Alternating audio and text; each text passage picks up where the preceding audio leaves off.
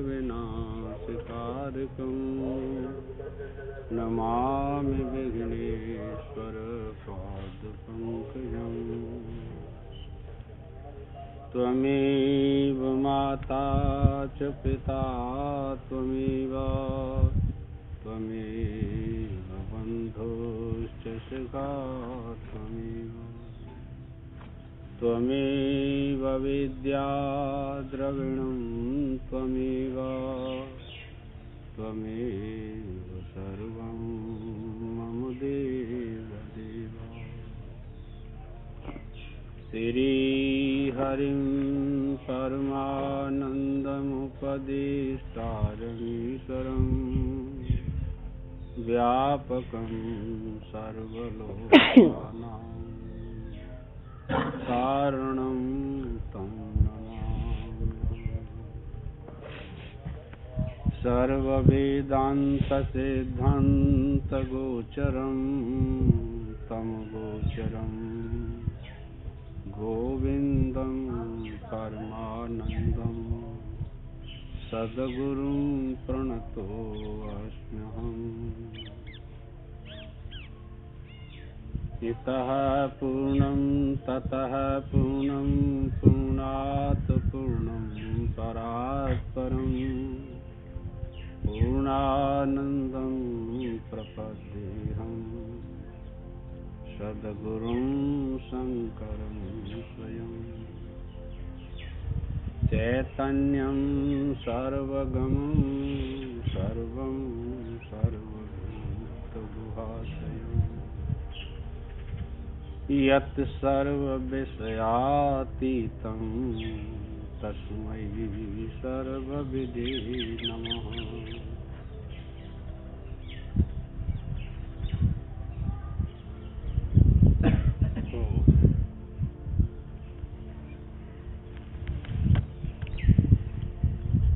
जिन्होंने ओंकार में ब्रह्म बुद्धि संपादन की है, जिन्हें कालांतर में मुक्ति मिलने वाली है तथा यहाँ जिनका प्रकरण चल रहा है, उन योगियों की ब्रह्म प्राप्ति के लिए आगे मार्ग बतलाना चाहिए। किसी भी मंत्र का जप करे कोई, उसको ब्रह्म रूप करके अर्थ समझ करके अभेद दृष्टि वाला, तो वह जप करे तो कालांतर में भगवान कहते हैं कि उसकी मोक्ष अवश्य होगी, कोई रोक नहीं सकता। और भेद दृष्टि करके करेगा किसी मंत्र का जप, तो वो कहते हैं कि अंतःकरण शुद्ध हो करके यदि उसकी भावना है तो इष्टाकार वृत्ति हो जाएगी और उस लोक में उसको जाना पड़ेगा। इतना भेद होता है बस। पर वो तो ये इस बात को कहते हैं कि कोई ओंकार में नाम जप में ब्रह्म बुद्धि करके जप करता है, ध्यान करता है कि यह ओम ही पहले आया ना, यह एक ब्रह्म ही है, तो फिर कोई परेशानी नहीं रहती।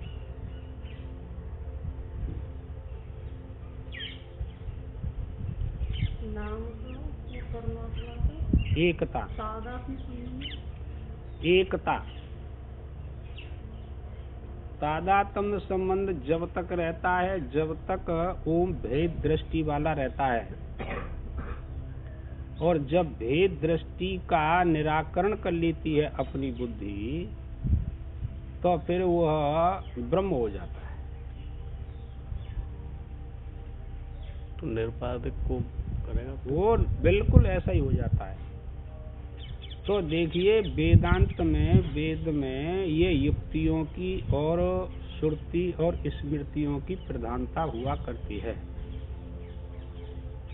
जो उत्तम जिज्ञासु होते हैं ना, जिनकी बुद्धि पवित्र होती है, शुद्ध होती है, उनके लिए यह प्रसंग उन्होंने लिखा वेदांत का। भगवान ने गीता में ये बात बताई और जिसकी बुद्धि इतनी पवित्र नहीं है, उनके लिए कर्मकांड और उपासना की विधि बताई भगवान ने, और वेदों में श्रुति स्मृतियों में। अब देखिए आप लोग,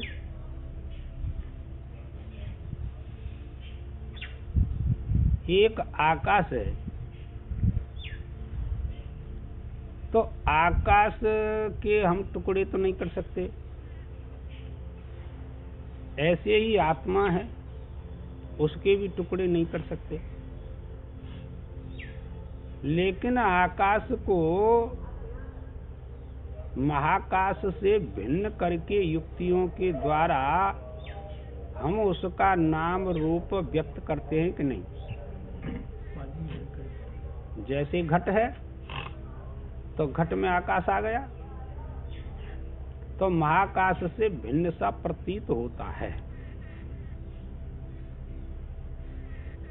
ऐसे ही यह शरीर रूपी घट है, आत्मा भिन्न सा प्रतीत होता है। एक बात। दूसरी बात यह है कि घड़े में से हम आकाश को निकाल करके बाहर रख सकते हैं कि नहीं रख सकते? यहाँ पर युक्ति और श्रुति स्मृति की प्रधानता है। कोई चाहे कि घट में से आकाश निकाल करके पृथक रख दें, तो आप रख ही नहीं सकते। हाँ, घट में से आकाश निकाल सकते हैं, पर उसको रख नहीं सकते किसी स्थान पर। भाई घट में तुम कुछ भर दो, अनाज आदि, तो उसमें आकाश नहीं रहा। तो ये एक दृष्टांत है। ऐसे ही आपके शरीर में जो आत्मा है, परमात्मा है, चेतन तत्व है, उसको तुम अपनी शरीर में से, अपने अंतःकरण में से, अपने इंद्रियों में से, अपने प्राणों में से अलग निकाल करके नहीं रख सकता कोई भी, कितना भी बड़ा तपस्वी हो, ज्ञानी हो, वैरागी हो, अलग नहीं रख सकता। लेकिन युक्ति की प्रधानता से हम उसमें से अलग हो सकते हैं, बस, और कोई बात नहीं। सबसे बड़ा विचार यही है कि उस आत्मा में ये कर्ता भोक्तापना में मेरापना है नहीं, और सबने यही निर्णय कर रखा है बिना विचार दृष्टि के कि मैं ही करता हूं और भोगता हूं। इन भाव विचारों को तुम निकाल करके अलग नहीं रख सकते, पर इनका अभाव तो कर सकते हैं युक्तियों से, है ना? अभाव कर सकते हैं आप लोग। तो कैसे अभाव कर सकते हैं? कि निषेधात्मक प्रणाली को लाइए आप लोग। जितनी इदम मम की क्रिया होती है, अहम इदम की क्रिया होती है, वह सब शरीर को लेकर के, इंद्रियों को लेकर के, अंतःकरण को लेकर के होती है। और यदि अंतःकरण, इंद्रिय, शरीर न रहे तो तुम बताइए फिर यह क्रिया किस में होगी? किसी में नहीं होगी। तो अध्यास भ्रांति चली गई। जीता जागता उदाहरण आप रोज देखते हैं कि सुषुप्ति अवस्था में अहम मम की क्रिया नहीं होती, वो शांत हो जाता है। ऐसे ही जागृत अवस्था में होती है। पवित्र बुद्धि, पवित्र इंद्री, पवित्र शरीर, चाहे स्थूल शरीर हो चाहे सूक्ष्म शरीर हो, जब पवित्रता आती है तो उसमें यह सब नहीं रहता, यह मेरा है और यह तेरा है, ऐसा भाव उसका गलित हो जाता है, क्योंकि यह तो परिच्छिन्न ज्ञान है सब झाड़ के। पहले उसकी अज्ञान में दृष्टि थी, बुद्धि थी, मन था।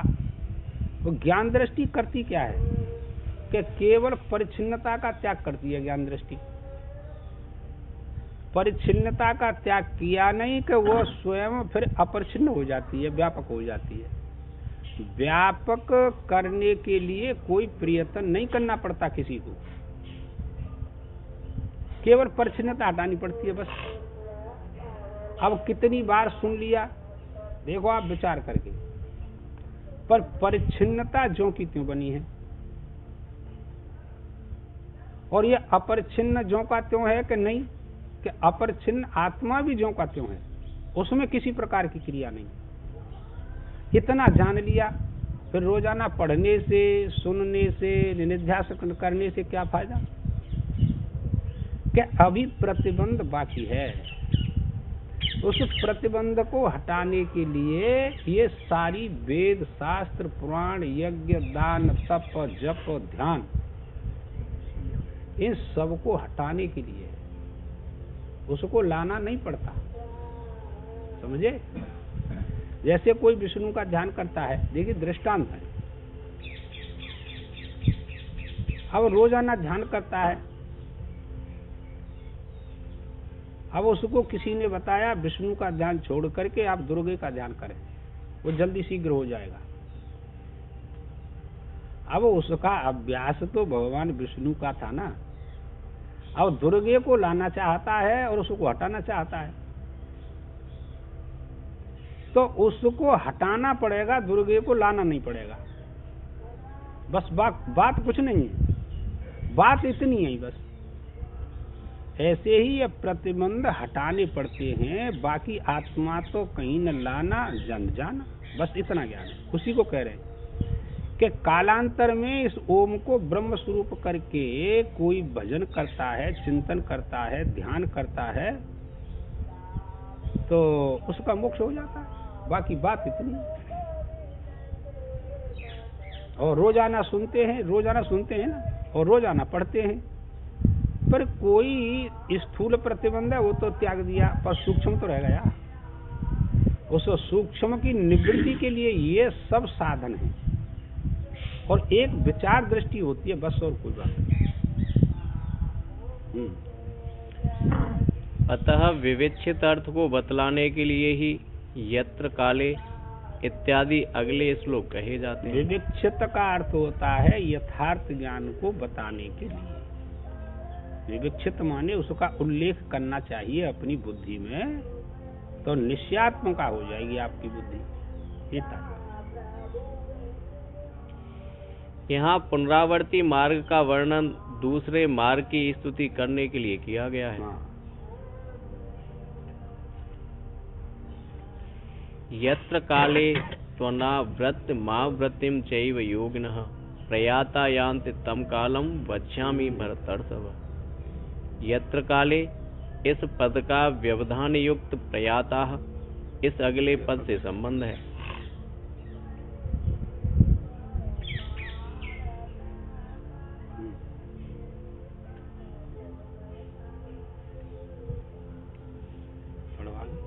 जिस काल में अनावृत्ति को, अपुनर्जन्म को, और जिस काल में आवृत्ति को, उससे विपरीत पुनर्जन्म को योगी लोग पाते हैं।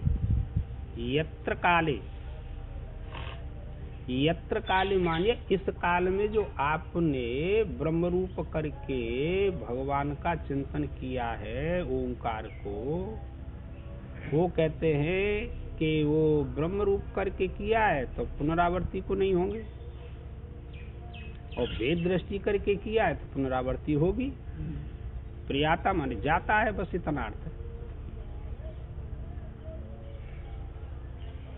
योगिनः इस पद से कर्म करने वाले कर्मी लोग भी योगी कहे गए हैं। हाँ, किसी गौणी वृत्ति से कर्म करने वाले को भी योगी कह दिया गया। और वास्तविक बात तो यही है कि निष्काम भाव से तुम यज्ञ, दान, तप, जप, शास्त्र की दृष्टि को लेकर के बरतेंगे तो निश्चय ही आप योगी हो जाएंगे।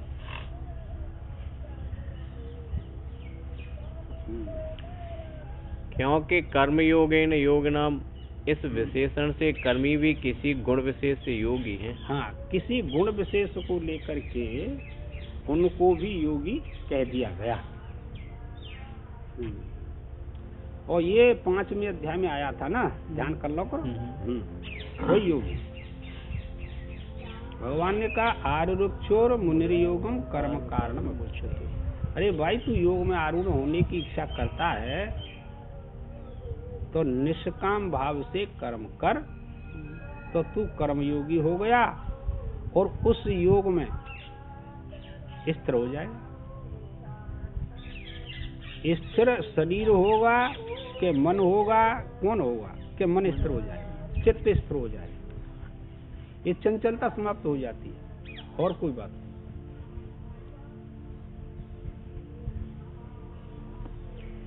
तात्पर्य यह है कि हे अर्जुन, जिस काल में मरे हुए योगी लोग पुनर्जन्म को नहीं पाते और जिस काल में मरे हुए लोग पुनर्जन्म को पाते हैं। अब दो हो गए। अभेद भाव करके योग को प्राप्त किया, परमात्मा को प्राप्त किया, वो शरीर छूटेगा तो पुनर्जन्म नहीं होगा। और भेदभाव करके चिंतन करने वाले शरीर छूटेगा तो पुनर्जन्म होगा। बस, और कोई बात नहीं। मैं अब उस काल का वर्णन करता हूँ। अग्नि ज्योतिरः शुक्लः षण्मासा उत्तरायणम तत्र प्रयाता गच्छन्ति ब्रह्म ब्रह्म विदो जना।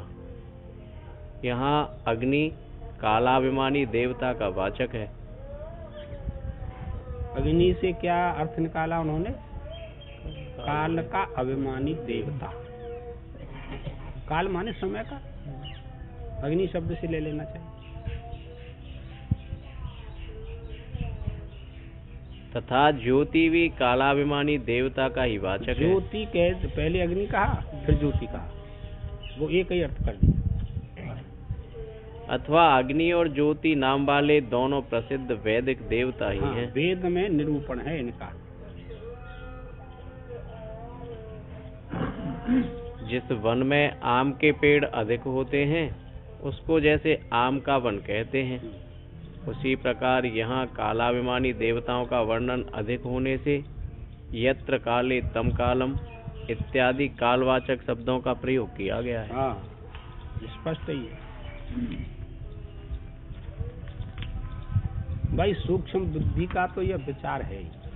वेदप्रिय प्रस्थान में गीता भी तो आती है ना, तो सूक्ष्म बुद्धि होगी तो इन अर्थों को आप जान सकते हैं। ये तो विवेक की प्रधानता का है ना। देखिए आप लोग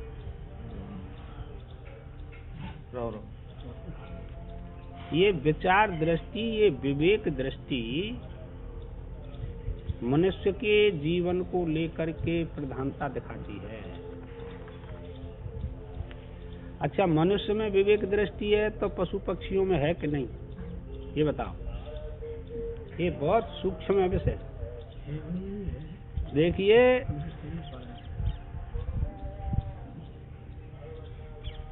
मनुष्य नहीं जानते कि आज से 8वें दिन 10वें दिन क्या होगा, कोई नहीं जानता।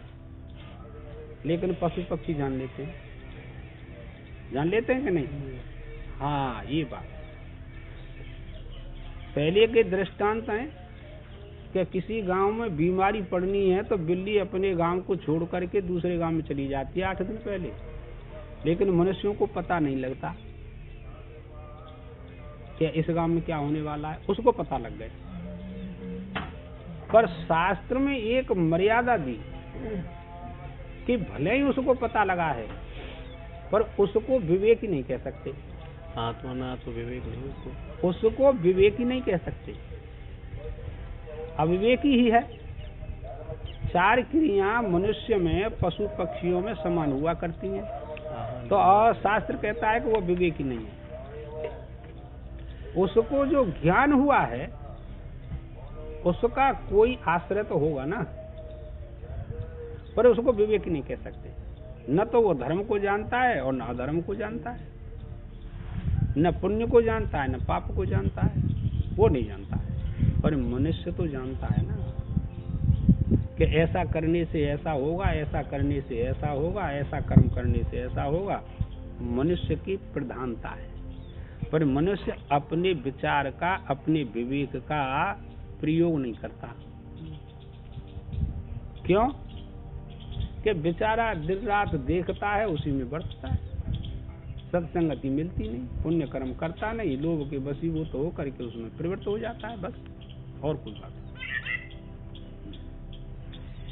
अभिप्राय यह है कि जिस मार्ग में अग्नि देवता, ज्योति देवता, दिन का देवता, शुक्ल पक्ष का देवता और उत्तरायण के 6 महीनों का देवता है, उस मार्ग में अर्थात उपर्युक्त देवताओं के अधिकार में मरकर गए हुए ब्रह्मवेत्ता यानी ब्रह्म की उपासना में तत्पर हुए पुरुष क्रम से ब्रह्म को प्राप्त होते हैं। यहाँ उत्तरायण मार्ग भी देवता का ही वाचक है। उत्तरायण से शुक्ल पक्ष देवताओं का वाचक समझना चाहिए। तो वो देवता उसको क्रम पूर्वक एक स्थान से दूसरे स्थान पर ले जाते हैं, ये तात्पर्य। क्योंकि अन्यत्र ब्रह्मसूत्र में भी यही न्याय माना गया है। हाँ, ले जाने वाला तो कोई और है ना, यहाँ तो कछु कह लियो, हम देख लेंगे कौन आवे ले भी। और जब आवे वो ले भी, जब तुम्हारी का चल रही है वहाँ, वो इतने बलवान होता है। जैसे जैसे कर्म किया है, जैसे जैसे उपासना की है, उसी के अनुसार इस जीव का गमनागमन होता है, ये तात्पर्य निकला। और उपासकों के विषय में ही है ज्ञान मार्ग। हाँ हाँ, उपासकों के विषय में है, जिन्होंने एक अभेद भाव करके उपासना की है और ज्ञान हुआ नहीं, ऐसा भी होता है।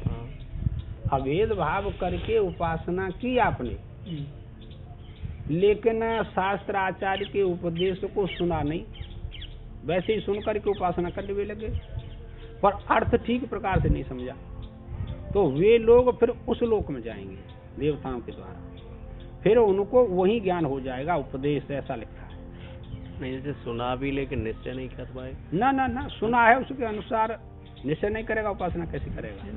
पर उसमें एक बात रह गई, ज्ञान का निश्चय। हाँ हाँ, वो निश्चय तो बात है ना। उसमें एक बात रह गई कि उसको ठीक प्रकार से उपदेश नहीं मिला, तो वहाँ जाएगा और फिर वहाँ वही उपदेश कर देंगे भगवान ब्रह्मा के लोक में, फिर पुनः नहीं आएगा। उनका कहने का भाव ये है।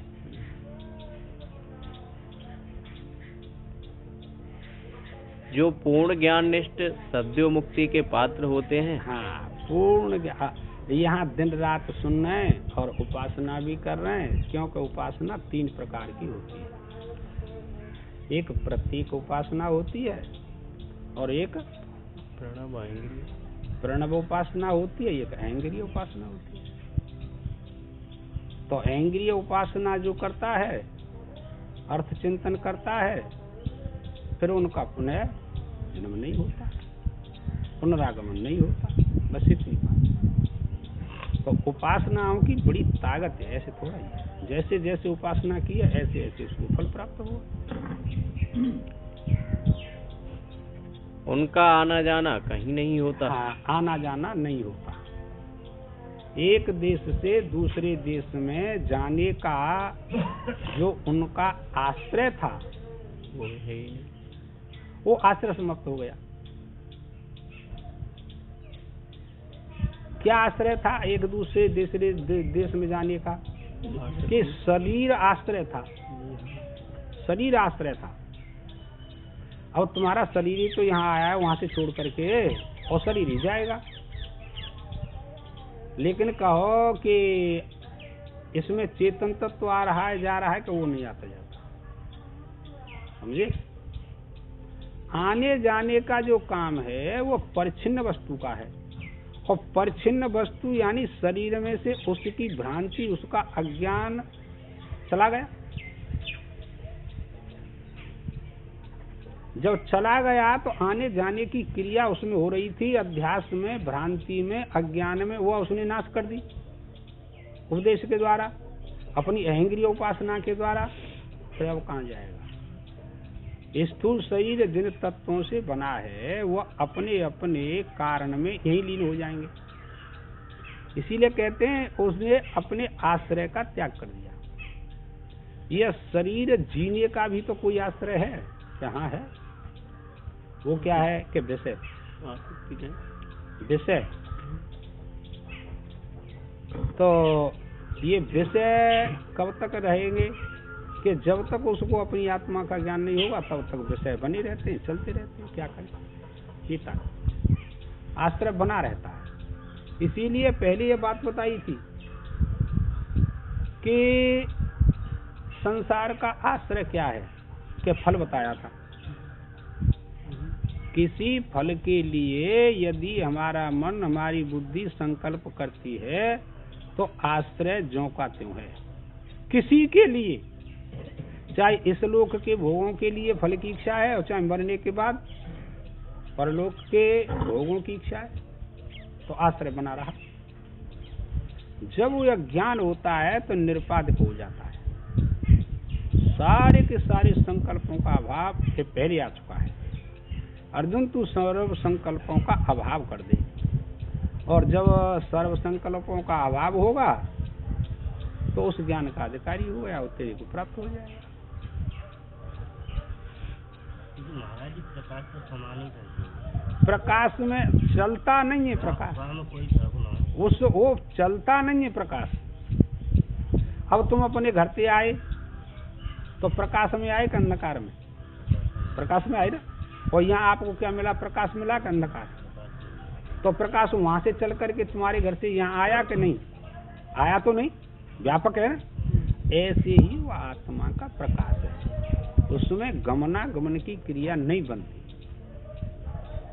एक ही बात बताई कि जो एक देशी वस्तु होती है उसमें गमनागमन की क्रिया बनती है, उसको परिच्छिन्न भी कहते हैं। अब परिच्छिन्न भाव आपका चला गया, मैं शरीर नहीं हूँ। शरीर के संबंध से स्त्री, पुत्र, धन, नाती, बेटा सबका संबंध है कि नहीं? आपके शरीर से संबंध है, और शरीर न रहा तो फिर संबंध खत्म हो गया। बस बात इतनी है। तो संबंध की निवृत्ति के लिए ये सारी व्यवस्था है, और कोई बात नहीं है। और ये पहले बताई थी ना, जाति, गुण, क्रिया और संबंध, ये चार बातें जिसमें होती हैं उसका आना जाना हुआ करता है। जाति को, जाति का लक्षण बताया, एक होकर के अनेकों में रहे उसको जाति कहते हैं। तो गुण हो उसका भी आना जाना, क्रिया हो उसका भी आना जाना, और संबंध हो उसका भी आना जाना। शास्त्र इन चारों को उपाधि के धर्म बताता है, आत्मा के नहीं बताता। और हमने आत्मा के समझ रखे, बात और कोई बात नहीं। अध्यारोप है, आत्मा में इन धर्मों का अध्यारोप कर रखा है कि मैं जाति वाला हूँ, गुण वाला हूँ, क्रिया वाला हूँ, संबंध वाला था। वो आत्मा इनसे अलग है, वो निर्धर्म, उसका कोई धर्म ही नहीं। अब कैसे मान ले सब पुरुष जिनकी सूक्ष्म बुद्धि अनेक जन्मों के पुण्यों का प्रभाव हो, इन बातों को जानते? सब नहीं जान सकते। बुद्धि कोई सावयव पदार्थ थोड़ा ही है, बताओ। और पर आत्मा कोई सावयव पदार्थ थोड़ा ही है। दोनों का संबंध कितना विलक्षण है, सब नहीं जान सकते इन बातों को। और जानते हैं तो संसार से पार है।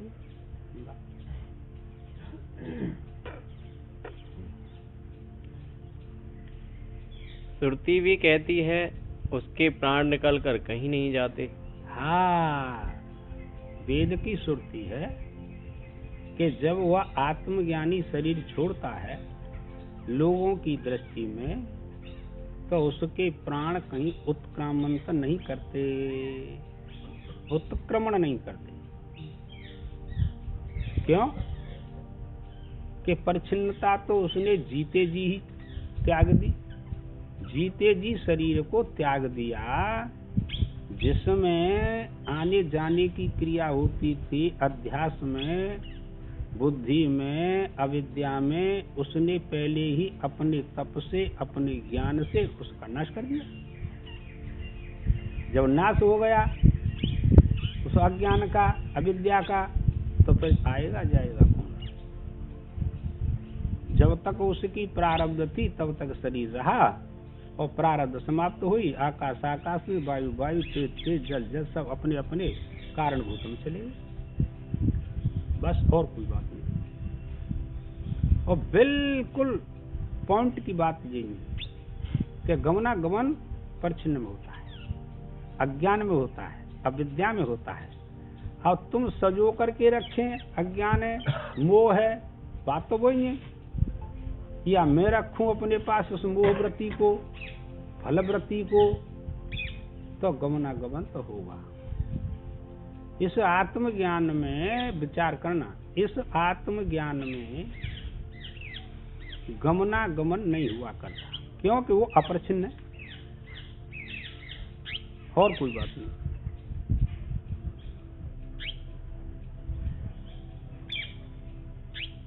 वे तो ब्रह्म संलीन प्राण अर्थात ब्रह्म में ब्रह्म रूप ही है। जो इस कदर से जान लेता है ब्रह्म वेद ब्रह्मई भवते, वो ब्रह्म ही हो जाता है। अब दो तरह से उसकी वृत्ति हुई कि एक तो ब्रह्म में प्रतिष्ठित हो गई वृत्ति, यानी वृत्ति व्याप्ति हो गई, समझे? और एक जो कल्पित शरीर था, बुद्धि थी, मन था, वो कल्पित जान करके उसको भी उसने तद्रूप कर दिया, बाकी कुछ नहीं। अब वो जाएगा कौन, आएगा कौन, ये समस्या है। हाँ हाँ, अंतर तुम देखो, कहा है भैया जी?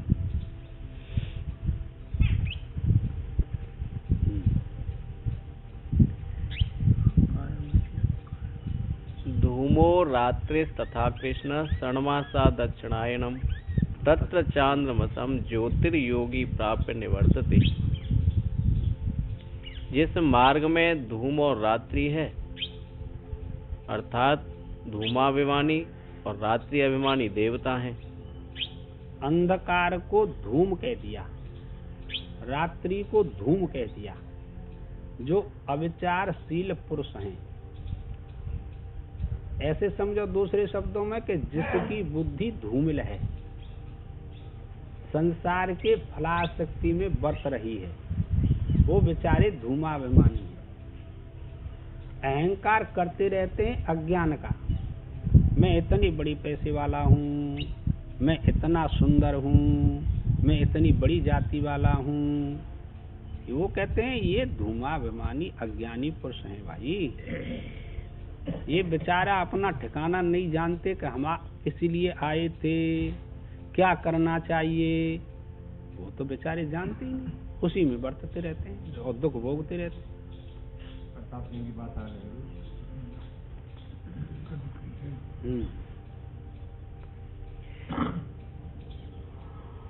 तथा कृष्ण पक्ष अर्थात कृष्ण पक्ष का देवता है एवं दक्षिणायन के 6 महीने हैं। अब ये तो मास एक है, मास एक होता है, और भगवान ने 2 पक्ष बना दिया। एक तो बना दिया कालिमा वाला और एक बना दिया प्रकाश वाला। लेकिन विचार दृष्टि करने से दोनों में प्रकाश समान ही होता है, अंतर नहीं होता प्रकाश में, और अंधकार में भी अंतर नहीं होता, समझे? काल और दिशा का ज्ञान आप नहीं कर सकते, स्वयं निर्णय नहीं कर सकते कौन सी दिशा कौन सा काल कौन निर्णय करेगा, बस इतना ही जान लो कि तुम स्वयं निर्णय नहीं कर सकते। वेद आचार्य निर्णय करते हैं कि काल किसे कहते हैं और दिशा किसे कहते हैं। अभी बता देंगे, अरे पूर्व है, इधर सूरज निकलता है, वो दिशा आपको है। तो समझ है, यहाँ तो अपन ऐसे लगाए थे, लेकिन काल को ना मन तुझे मैंने बनाया कोई मन विचार कर। हाँ हाँ हाँ, और लगाएंगे, जोर लगा रोज। महाराज जी, ये जो दो विभाग किए गए हैं, शुक्ल कृष्ण, हाँ शुक्ल और, हम्म। तो इनका फिर किस हिसाब से है? चलो आगे आएगा, घबरा चुरे हैं। पढ़ तो लिया है कई बार आता है। हाँ तो आएगा। शुक्ल पक्ष कहते हैं अभेद दृष्टि वाले को, बात दो ही समझ, बस और कोई बात नहीं। और भेद दृष्टि वाले को कह दिया कृष्ण पक्ष, और कोई बात नहीं। यही तो समस्या, टहल पे आई भाई बात तू निकल जाते हैं। चलो, अर्थात पूर्ववत दक्षिणायन मार्गाभिमानी देवता है, उस मार्ग में उन उपर्युक्त देवताओं के अधिकार में मरकर गया हुआ योगी, अर्थात इष्ट कर्म योगी के लिए कहा, पहले कहा ना, गौणी वृत्ति से कर्म करने वाले को भी योगी कह दिया गया। उस बात को लाइए यहाँ, भूलना नहीं। हाँ जी हाँ जी। इष्ट पूर्त आदि कर्म करने वाला कर्मी, अब बताएगा इस बात समझ। इष्ट पूर्ति किसे कहते हैं? इष्ट पदार्थों के सकाम बात।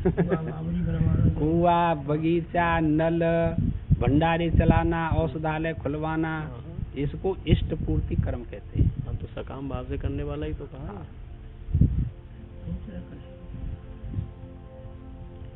चंद्रमा की ज्योति को अर्थात कर्म फल को प्राप्त होकर उस कर्म फल का क्षय होने पर लौट आता है। वहाँ गया, वहाँ कुछ करना थोड़ा ही पड़ता है। उन लोकों में, स्वर्ग लोक में करना धने का काम नहीं है, टट्टी पेशाब नहीं है, बदबू नहीं है। वहाँ तो जो आप यहाँ से ले गए सामान खरीद के, और वहाँ जाके रख लो, बस आप खाते रहिए, जब तक रहेगा तब तक खाते रहिए, और जब निबटे को खाते खाते तो फिर चलो यहाँ से, अब तुम्हारे लिए कोई जगह नहीं। जैसे पुण्य कर्म आपने यहाँ किया, यज्ञ दान तप जप ध्यान, उसके प्रभाव से उस लोक में चले गए, और जब तक रहेंगे जब तक आपका पुण्य रहेगा। फिर वो काहे को रखने लगे, चलो यहाँ से भागो। पंचभौतिक शरीर नहीं होते वहाँ? पंचभौतिक ही होते हैं शरीर, पंचभूत तो सब जगह हैं। हाँ वहाँ होते हैं। बिना पंचभौतिक शरीरों के कोई अपना भोग नहीं सकता, चाहे किन्नर हो, चाहे कोई देवदत्त हो, चाहे कोई देवता हो, चाहे कोई असुर हो, चाहे प्रेत हो, चाहे भूत हो। बिना शरीरों के एक क्रिया की प्रवृत्ति नहीं हुआ करती। स्थूल सूक्ष्मता को अंतर है तो स्थूल सूक्ष्मता को वो अंतर नहीं है। हाँ, वो कोई अंतर नहीं पड़ने। तुम्हारा स्थूल शरीर है, यहाँ बदबू आती है, समझे, और वहाँ पर बदबू से रहित होता है शरीर, सूक्ष्म शरीर उसे कहते हैं, पर होते पंच महाभूत ही वहाँ।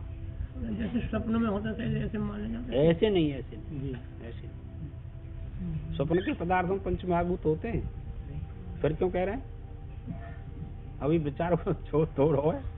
हाँ, शुक्ल कृष्णे गति हेते जगता शाश्वते मते एकया यात्य नावृत्ति मन्य या वर्तते पुनः। शुक्ल और कृष्ण ये दो मार्ग, अर्थात जिसमें ज्ञान का प्रकाश है वह शुक्ल। अब तो आई थी, अब तो ना कोई संशय। अभेद दृष्टि वाला ज्ञान उसको शुक्ल पक्ष कहते हैं। नहीं, मेरी जिज्ञासा ये थी कि ये समय बाढ़ है कि उतने समय में शुक्ल कृष्ण माना जाए तो हर समय रहेंगे फिर ये दो पक्ष? वो दो प्रकार से वर्णन आया, आप नहीं समझते। कर्मकांडियों के लिए दोनों पक्ष स्वीकार करने पड़ेंगे।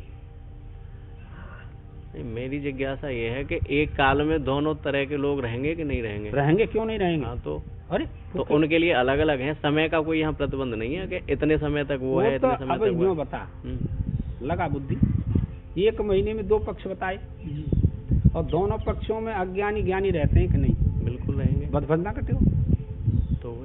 फंदा कटेगा तेरे पर या ये बात।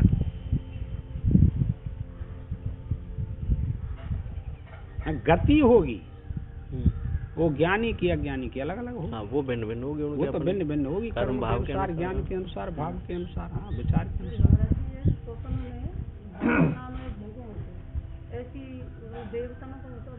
हाँ, वासना में भोग होता है। हाँ, भोग इच्छा है।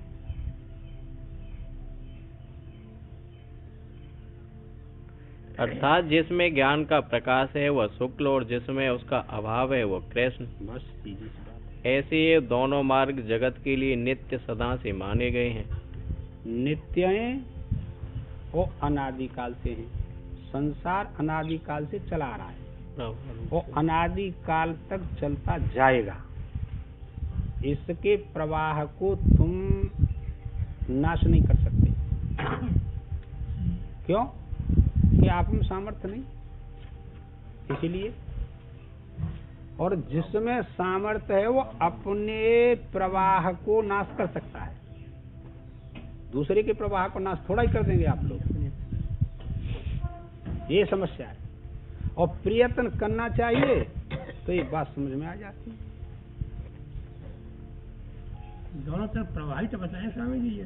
हाँ, एक ही बात है। अनादिकाल से प्रवाह चला आ रहा है और चलता जाएगा। तो अज्ञान की दृष्टि को लेकर के ये बात कही, ज्ञान की दृष्टि को लेकर के नहीं।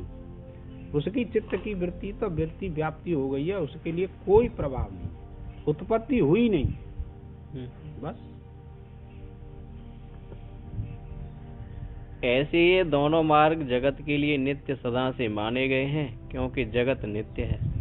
ठीक बात है। प्रवाह रूप से नित्य है, स्वरूप से नित्य नहीं है, इतना ध्यान रखना।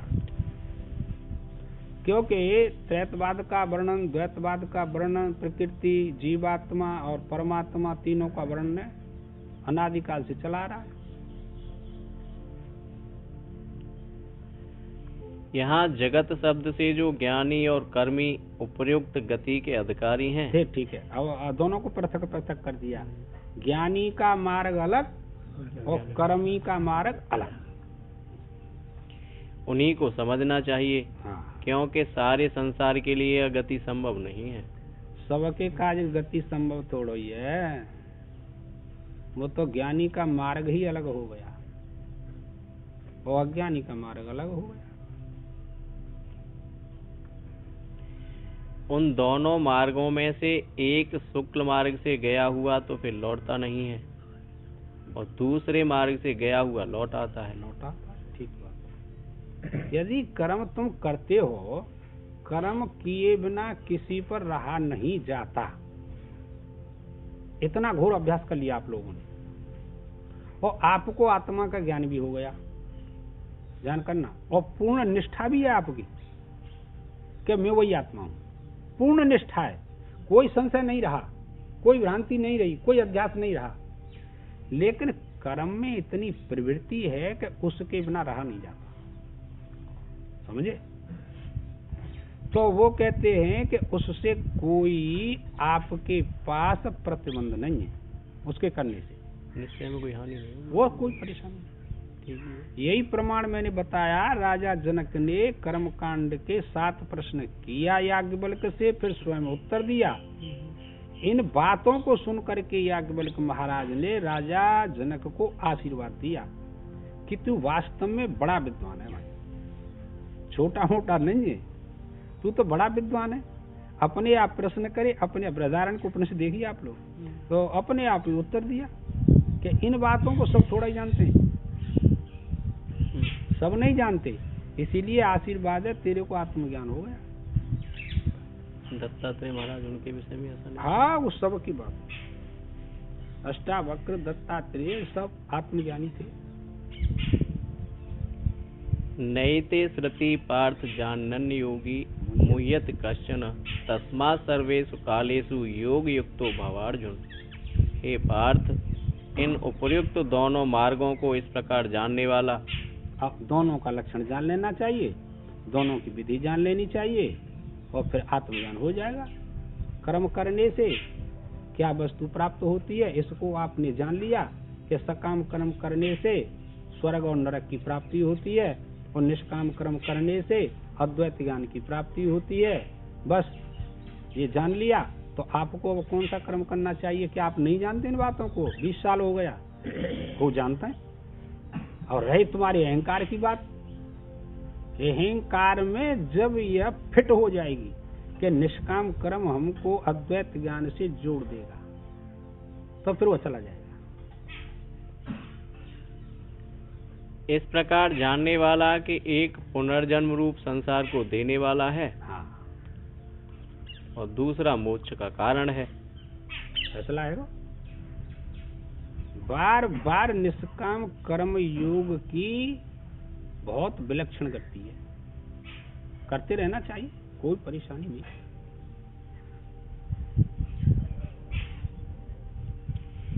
कोई भी योगी मोहित नहीं होता। कौन योगी?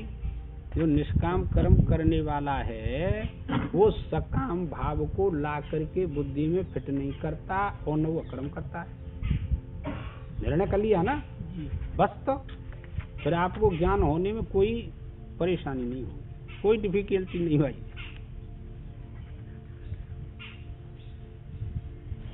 इसलिए हे अर्जुन, तू सब समय योग युक्त हो, अर्थात समाधिस्थ हो। योग युक्त हो, मैंने जो बात बताई उसमें अपना चित्त लगा, समाधिस्थ हो, समाधि की स्थिति में पहुंच। ये बात, समाधि की स्थिति में जब यह पहुंचता है तो दो स्थिति, सद्यो मुक्ति पहले आई, अभी तो आई। एक सद्यो मुक्ति होती है और एक क्रम मुक्ति होती है। तो सद्यो मुक्ति कितने प्रकार की बताई, और जीवन मुक्ति, विदेह मुक्ति, ये सब भागवत में दिया है, सब झाड़। क्रम मुक्ति, सारूप्य, सालोक, सायुज्य, ये सब मुक्तियां ही हैं। पर वो तो यूं कह रहे हैं कोई फिट तो कर ले, निष्काम कर्म योग है, तो वो योग को प्राप्त हो जाता है। बैठ करके 2-4 घंटे देखिए, प्रतिबंध हटता क्यों नहीं हमारे से, कि बैठ करके 2-4 घंटे जितनी सामर्थ्य है, 10 मिनट की, आध घंटा की, 2 घंटा की, बैठ करके निधिध्यासन करना चाहिए। पर हम करते ही नहीं, आलस्य प्रमाद के कारण नहीं करते, और कोई बात ना आते। तो आलस्य प्रमाद रहेगा तो फिर कहाँ से भजन होगा, तुम बताओ। चाहे अपना कर्मयोग का अनुष्ठान करो, चाहे ज्ञान योग का अनुष्ठान करो, निष्काम भाव से भजन तो करना ही पड़ेगा, ये तात्पर्य। पर करते नहीं ना।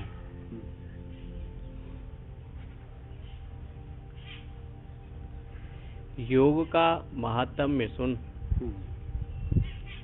वेदेषु यज्ञेषु तपसु चैव दानेषु यत् पुण्य फलम प्रदिष्टम अत्येत तत्सर्वमिदं विदित्वा योगी परम स्थानमुपेत चाद्यम। इनको जानकर, अर्थात इन 7 प्रश्नों के निर्णय द्वारा कहे हुए रहस्य को, ज्यादा पढ़ने की, सुनने की व सत्येंद्र क्या आवश्यकता। इस अध्याय में 7 प्रश्न किया अर्जुन ने, किम तद ब्रह्म किम अध्यात्मम, ये 7 प्रश्न किया, और 7 के प्रश्न उत्तर जान लो, उत्तर बस आपका काम बन गया, और कोई बात नहीं।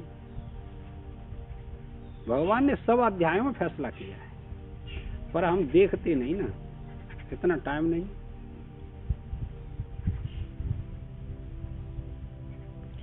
कहे हुए रहस्य को यथार्थ समझकर और उसका अनुष्ठान करके योगी पुरुष भली भांति पढ़े हुए वेद, श्रेष्ठ गुणों सहित संपादन किए हुए यज्ञ, भली प्रकार किए हुए तप और यथार्थ पात्र को दिए हुए दान।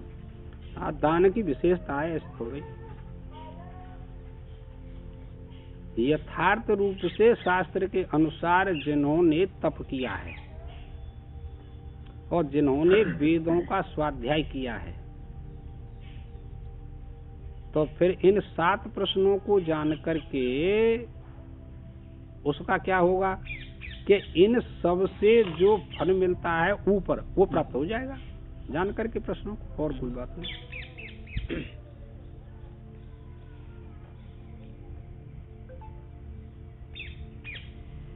सबका शास्त्रों ने जो पुण्य फल बताया है, शास्त्र सुनने का पुण्य फल और पढ़ने का पुण्य फल, ये सब फल प्राप्त होते हैं।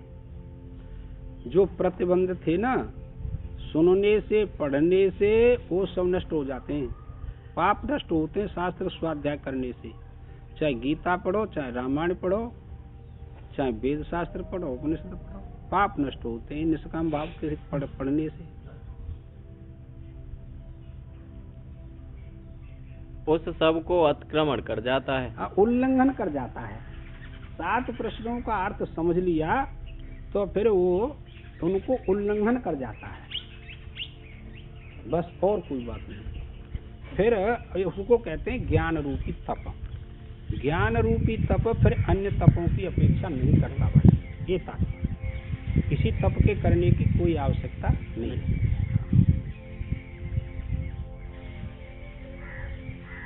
और आदि में होने वाले सब के कारण रूप परम श्रेष्ठ ऐश्वर्य पद को अर्थात ब्रह्म को पा लेता है। ठीक। आदि कारण, सबका आदि कारण कौन है? एक कारण होता है और एक आदि कारण। इन शब्दों को हृदयंगम करना चाहिए भाई। ये सारे 3.5 करोड़ ब्रह्मांडों का कारण है अविद्या, माया, अज्ञान। कारण है, आदि कारण नहीं। आदि कारण तो वही परमात्मा, आत्मा, चेतन तत्व है, और कोई आदि कारण नहीं। आदि कहते हैं सबसे पहला कारण, और उसके बाद का कारण अविद्या, बस होता है। ये बहुत मार्मिक शब्द है।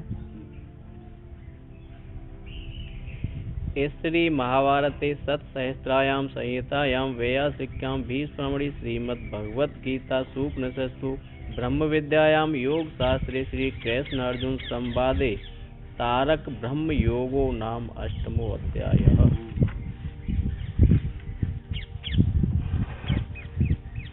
ओम 9वां अध्याय। 8वें अध्याय में सुषुम्ना नाड़ी द्वारा धारणा योग का अंगों सहित वर्णन किया है। यम, नियम, आसन, प्राणायाम, प्रत्याहार, ध्यान, धारणा। तो धारणा सहित योग के 8 अंगों का वर्णन इस 8वें अध्याय में बताया गया। किस प्रकार से, किस क्रम से नाड़ी में प्रवेश करके और उस द्वारों को रोक करके कैसे मोक्ष होता है, कैसे अंतःकरण शुद्ध होता है, ये सारी व्यवस्था बताई है।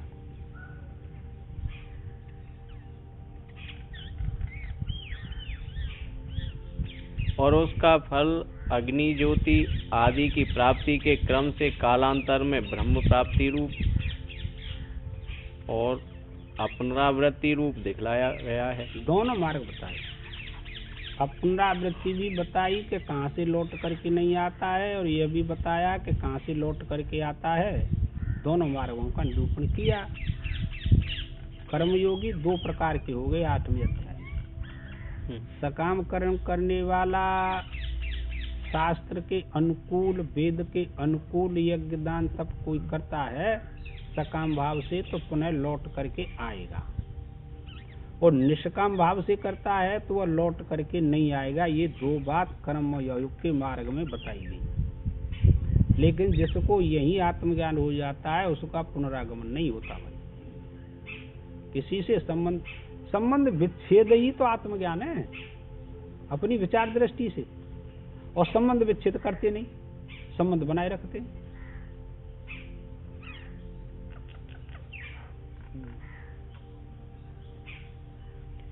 वहाँ यह शंका होती है कि क्या इस प्रकार साधन करने से ही मोक्ष प्राप्ति रूप फल मिलता है? हाँ हाँ, भगवान ने जो बताया सर्वद्वाराणि संयम्य मनो हृदय निरुद्ध है, क्या इसी साधन से वह परमात्मा मिलेगा, मोक्ष मिलेगा? कोई और साधन ना है तुई।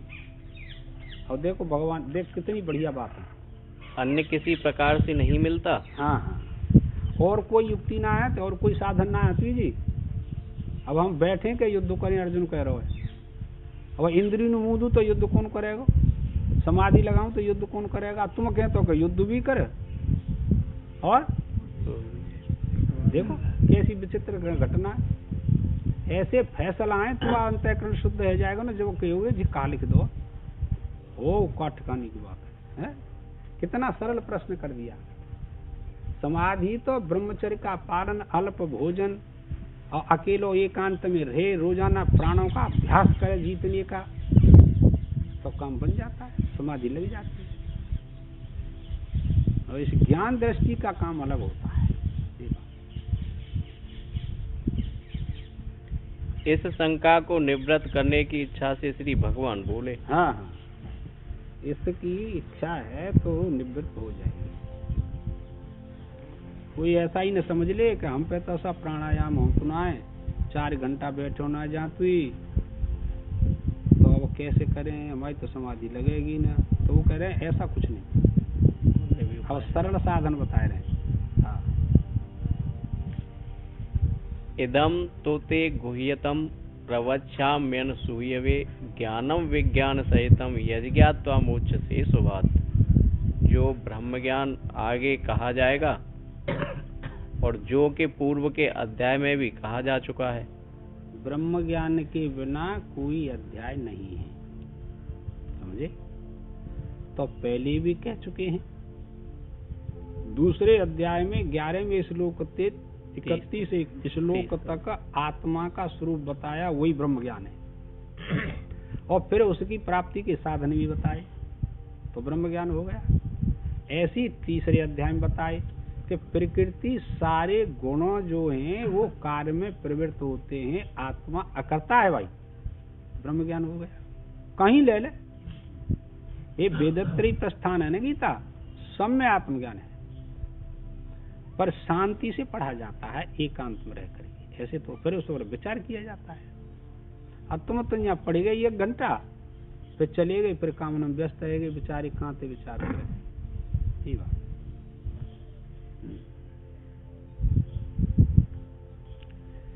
उसको बुद्धि के सामने रखकर यहाँ इदम शब्द का प्रयोग किया है। किसको? ज्ञान को चलेगा, आत्मज्ञान को सामने रख करके भगवान ने इदम शब्द का प्रयोग किया। इदम यह, और देखो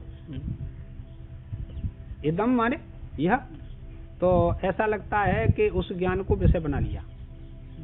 इदम करके जो वस्तु जानी जाती है वो इंद्रिय गोचर होती है, सब बात मत पूछो, और इंद्रिय गोचर होती है और विषय होती है। और आत्मा पहले बताया था कल परसों कि वो किसी का विषय नहीं है। अब तुम इसका फैसला कर सकते हैं सूक्ष्म बुद्धि वाले, सभी नहीं कर सकते। एकदम उस ज्ञान के लिए रखा है स्वामी जी, जो ज्ञान पहले बताया है उसे अब बताएंगे। हाँ, ज्ञान के लिए, ज्ञान के लिए। अब वो ज्ञान क्या वस्तु है?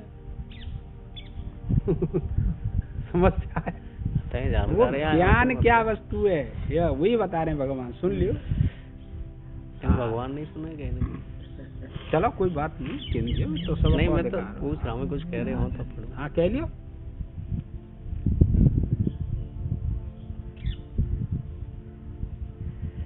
तो शब्द अन्य ज्ञानों से इसे अलग करके विशेषता से लक्ष्य कराने के लिए है। शब्द के लिए उन्होंने क्या लिखा कि तो शब्द जो अन्य ज्ञान थे ना, उपासना के, कर्मकांड के, वो कहते हैं उनसे भिन्न करके तो शब्द हमने लिख दिया यहाँ, समझे? और ये सामान्य प्रत्यक्ष ज्ञान, तो इसको जानना चाहिए। और ये अत्यंत गोपनीय है, सबके विषय का ये ज्ञान नहीं है।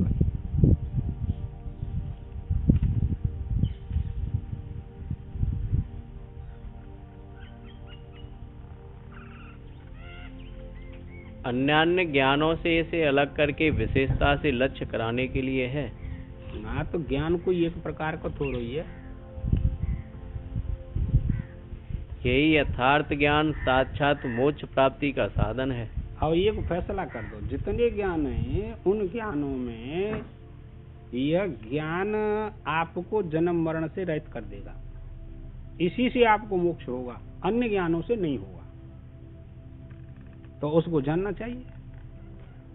अन्य ज्ञान स्वामी अनात्म वस्तु का जो ज्ञान हो रहा है उसे नहीं, अन्य ज्ञानों के छोड़ दिया। अन्य ज्ञान कर्मकांड का ज्ञान, उपासना का ज्ञान पंडित जी। और ज्ञान की परिभाषा की थी, आप भूल जाते हैं कि सामान्य रीति से किसी पदार्थ को जानने का नाम ज्ञान है। तो उसमें ये लौकिक भी आ गया और वैदिक भी आ गया। दो ज्ञान बताए ना, ये लौकिक ज्ञान और वैदिक ज्ञान, ये दोनों आ जाते हैं। वो कहते हैं इनसे वो पृथक है।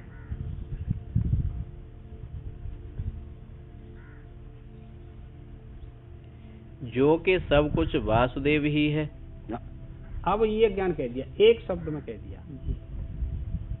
ये लौकिक हो चाहे वैदिक हो। वैदिक ज्ञान क्या बताया, ध्यान है? वैदिक ज्ञान है जो 6 प्रमाणों से आत्मा का स्वरूप का कथन किया, वो भी अविद्याकृत ही है। और लौकिक ज्ञान वो तो अविद्याकृत है ही है। पर ये बात बताई थी कि ये जो 6 प्रमाण हैं शास्त्रों में, तो पूर्व पक्षी ने कहा था कि तुमने तो इनका भी निषेध कर दिया कि ये 6 प्रमाणों के द्वारा जो ज्ञान होता है ये अविद्याकृत है, हमारी समझ में नहीं आता। इसका उत्तर दिया था, आप ध्यान नहीं रखते। आत्मा ही यह समस्त जगत है। अब ऐसे कैसे मान? अविवेकी पुरुष, अविचारशील पुरुष इस बात को कोई स्वीकार करेगा कि यह सब जो कुछ भी दृश्य वर्ग दिखाई देता है, यह सब परमात्मा का ही स्वरूप है। सब तो नहीं कह सकते इसको, लेकिन शास्त्र तो कहता है। जैसे दृष्टांत दिया था, ध्यान है कि हमने घड़ा भर करके रख दिया। घड़ा कहाँ पर रखा है? आकाश में। बिना आकाश के तो कोई रह ही नहीं सकता है। तो आकाश में घट रखा है और घड़े में जल भरा है, उसमें भी आकाश है। इसको तो युक्तियों से सब जानते हैं और जान गए कि घट आकाश में रखा है और घड़े में आकाश है, सब जान गए। लेकिन इसको कौन जानेगा कि घट आकाश है? इसको कैसे जाने? कि जब श्रवण नहीं किया है, स्वाध्याय नहीं किया है, तो इसको नहीं जान सकते। युक्ति से, और युक्ति की प्रधानता, इसको आप काट भी नहीं सकते। ऐसे ही यह संसार आत्मा ही है। आत्मा ही वेदम सर्वम श्रुति कहती है, उसको आप नकार नहीं सकते। यह सब आत्मा ही है। ब्रह्म ही वेदम, यह सब ब्रह्म ही है। वासुदेव सर्वमिति, यह सब वासुदेव है। ये तात्पर्य है। यही उपदेश नारद जी को किया संत कुमार ने, और उन्होंने प्रश्न किया नारद जी ने कि मैंने ऐसा सुना है प्रभु कि तरत शोक मात्मवित, आत्मज्ञानी शोक से तर जाता है और मैं शोकग्रस्त हूँ, उसका उपदेश करो। तब उन्होंने नारद को उपदेश किया। यही ज्ञान था। ये था। ब्रह्म अद्वितीय एक ही है, ये कहिए इत्यादि श्रुति स्मृतियों से दिखलाया गया है। इसके अतिरिक्त और कोई मोक्ष का साधन नहीं है। जीव फैसला कर दो जा अध्याय में। मोक्ष तो इसी ज्ञान से होगा और दूसरा कोई साधन नहीं। और इसके लिए श्रुति भी कहती है, स्मृति भी कहती है, न्याय भी। यह न्याय भी है। न्याय के विषय में तो बहुत हुए, पर ये उन्होंने कहा कि यह न्याय है भाई, इसी को न्याय कहते हैं। दूसरे एक ज्ञान को न्याय नहीं कहते, यही ज्ञान न्याय बस। जो इससे विपरीत जानते हैं वे अपने से भिन्न अपना स्वामी मानने वाले मनुष्य विनाशी लोकों को प्राप्त होते हैं। ठीक बात। अपने से भिन्न तुम उस आत्मा परमात्मा को जो कोई मानेगा, तो चाहे कितना भी बड़ी तपस्वी हो, योगी हो, कर्मकांडी हो, वो पुण्यों के प्रभाव से बिना लोक जितने वो सब विनाशील है। अविनाशी थोड़ा ही। लोगों की संरचना की तो उनमें जाना पड़ेगा, फिर लौट करके आना पड़ेगा। ये तात्पर्य। तो भाई ये ज्ञान तो अप्रतहत है। ये तात्पर्य। भगवान की कृपा हो तो ये अद्वैत ज्ञान हो और उसमें स्थिति करो तो ठीक, नहीं तो लोकांतरों में गमन करो और पुनः फिर आ जाओ। और सबका अधिकार है इसमें, ऐसे थोड़ा, ये सबका अधिकार है, कोई भी कर सकता है इसे, किसी भी वर्ण व्यवस्था का हो, किसी भी जाति का हो। इत्यादि श्रुतियों से भी यही सिद्ध होता है। तुझ असूया रहित भक्त से, असूया एक शब्द दे दिया, जिना जानते हम में थे क्या करें। और ब्रह्मज्ञानी बात करते हैं, जलन नहीं जाती, ईर्षा नहीं जाती।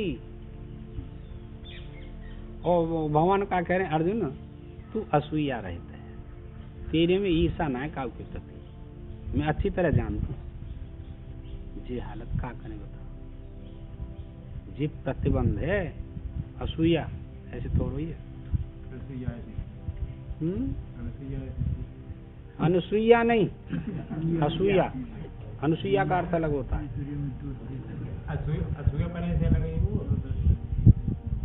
हाँ चलो सही है, व्याकरण की दृष्टि से बोल।